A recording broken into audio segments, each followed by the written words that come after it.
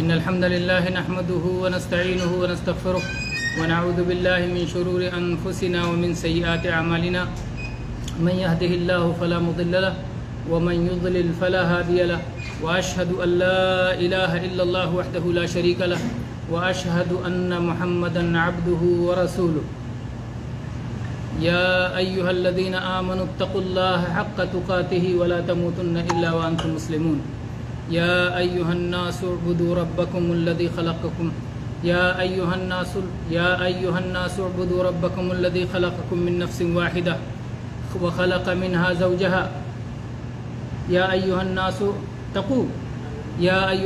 اتقوا ربكم الذي خلقكم من نفس واحدة وخلق منها زوجها وبث منهما رجالا كثيرا ونساء واتقوا الله الذي تساءلون به والأرحام إن الله كان عليكم رقيبا يا أيها الذين آمنوا اتقوا الله وقولوا قولا سديدا يصلح لكم أعمالكم ويغفر لكم ذنوبكم ومن يطع الله ورسوله فقد فاز فوزا عظيما.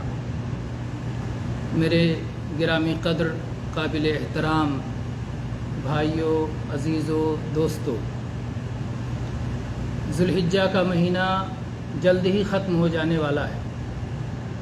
آج دن میں 27 تاریخ تھی تو رات 28ویں رات ہوگی اور کل ہو سکتا ہے 29ویں. کل چاند نظر نہیں آئے گا نا، پرسوں 29ویں رات ہوگی.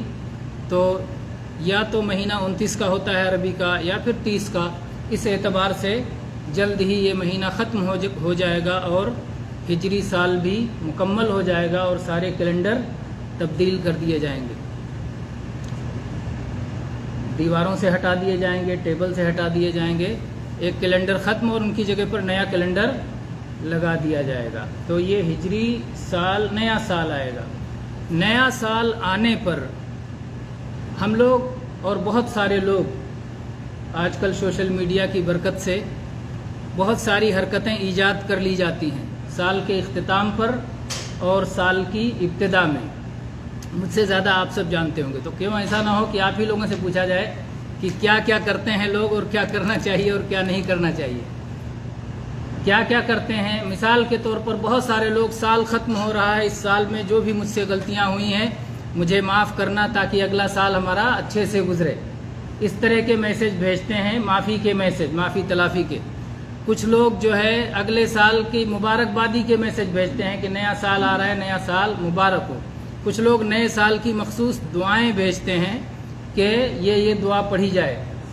کچھ لوگ اس طرح کی چیزیں بھیجتے ہیں کہ اگر آپ نے سال کے آخری دن اور سال کے شروع دن میں کوئی کام کر لیا تو گویا پورا سال آپ یہی کام کرتے رہے. سال کے آخری دن میں اگر آپ نے روزہ رکھ لیا اور سال کے پہلے دن روزہ رکھ لیا تو پورا سال روزے سے مانا جائے گا. کچھ لوگ اس طرح کی باتیں بھی کرتے ہیں. اس طرح کی اور بھی بہت ساری فضول باتیں کی جاتی ہیں جن کا شریعت سے حقیقت میں کوئی تعلق نہیں ہے. شریعت سے کوئی تعلق نہیں ہے، کیونکہ نبی کریم صلی اللہ علیہ وسلم کے زمانے میں سال اور سال کا پہلا مہینہ طے نہیں تھا. کیا ہوتا تھا پہلے؟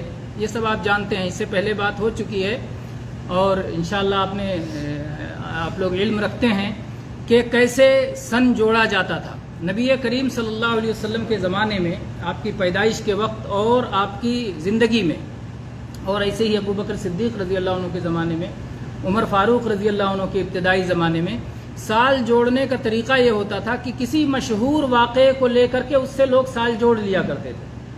کسی کے بارے میں پوچھا جائے تو کہتے تھے نبی صلی اللہ علیہ وسلم پہ جب قرآن اترا تھا اس سے 2 سال پہلے کی بات ہے، یا اس سے 1 سال بعد کی بات ہے، یا فتح مکہ سے 2 سال پہلے کی بات ہے یا 2 سال بعد کی بات ہے. نبی صلی اللہ علیہ وسلم کی پیدائش کے بارے میں جب پوچھا جاتا تھا تو کیا کہتے تھے؟ ہاتھی والے سال کی بات ہے. ہاتھی والا سال، سن 1 عام الفیل، اس کا ترجمہ ہی ہوگا نا. سن 1 پہلا سال، عام الفیل ہاتھی والا. عام کے معنی سال، فیل معنی ہاتھی.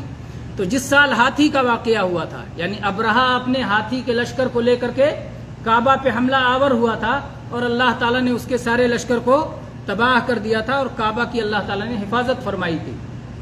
تو اس سے لوگ تاریخ کا اندازہ لگاتے تھے، اس سے پہلے اتنے سال پہلے کی بات ہے، اس سے اتنے سال بعد کی بات. جیسے آج کل ہوتا ہے ہمارے یہاں گاؤں دیہات وغیرہ میں، جب کسی سے پوچھا جاتا ہے فلاں کی پیدائش کب ہوئی تو کہ وہ جو سخت قسم کا طوفان آیا تھا نا، اسی سے 1 سال بعد اس کی پیدائش ہوئی، یا اسی سے 2 سال پہلے فلاں کی پیدائش ہوئی، یا وہ جو آگ لگی تھی اس آگ لگنے سے اتنے دن پہلے کی بات ہے، اتنے دن بعد کی بات ہے، کبھی کوئی حادثہ، کوئی ایکسیڈنٹ، کوئی مشہور چیز لے کر کے لوگ تاریخ بناتے ہیں۔ یہی طریقہ تھا، یہی طریقہ نبی صلی اللہ علیہ وسلم کی زندگی میں بھی تھا اور ابو بکر صدیق رضی اللہ عنہ کے زمانے میں بھی تھا۔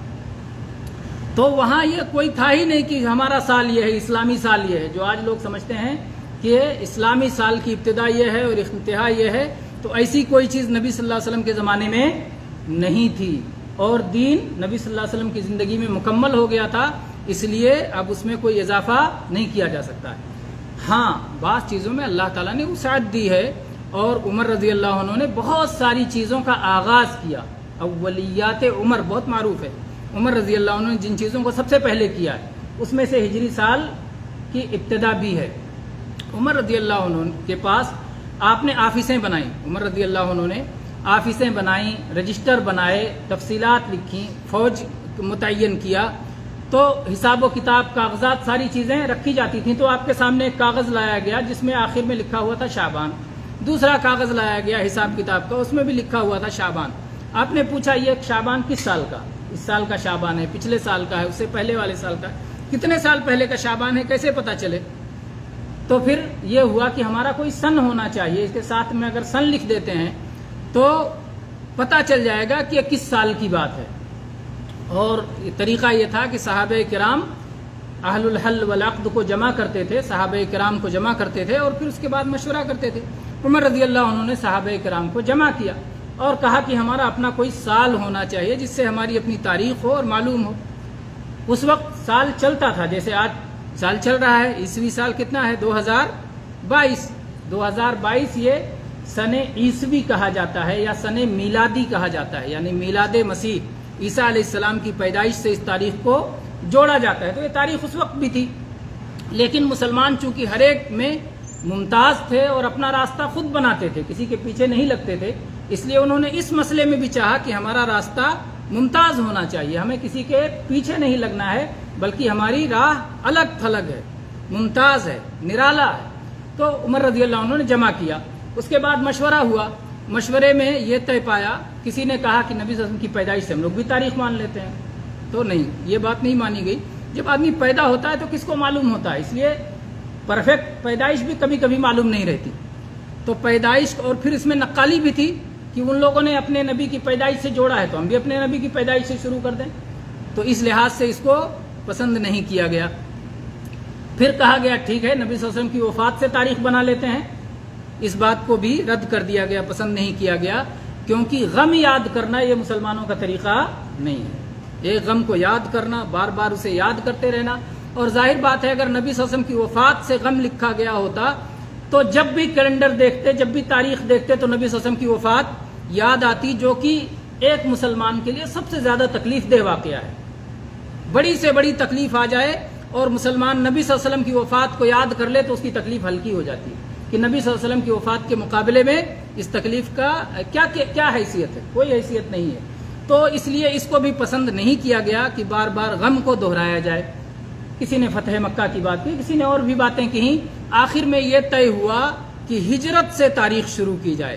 جب ہم نے مکہ چھوڑا اللہ کی خاطر، اپنا وطن چھوڑا، گھر بار چھوڑا، جائیداد چھوڑی، کیسے لٹے پٹے ستائے ہوئے وہاں چھوڑ کے آئے اور مدینہ پہنچے، اور اس کے بعد اللہ تعالیٰ نے برکت دی، رحمت کی اور اپنی بخشش کی، یہاں تک کہ اسلام کا نور پھیلتا چلا گیا اور پورے عرب پر غالب آ گیا۔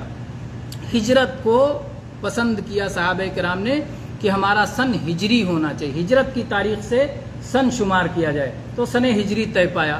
پھر یہ ہوا کہ پہلا مہینہ کون سا ہو، کسی نے کہا رمضان کا مہینہ سب سے مبارک مہینہ ہے، قرآن پاک اس میں اترا ہے، کسی نے کہا ربیع الاول کا مہینہ، کسی نے کوئی اور مہینہ کہا، لیکن سب سے آخر میں یہ بات طے پائی کہ محرم کا مہینہ پہلا مہینہ قرار دیا جائے۔ کیوں؟ وجہ کیا ہے؟ وجہ یہ ہے کہ محرم کا مہینہ وہ مہینہ ہے جس میں ہجرت کے لیے عزم مکمل ہوا تھا۔ ہجرت کا عزم کیسے ہوا، ارادہ، پختہ ارادہ کیسے ہوا؟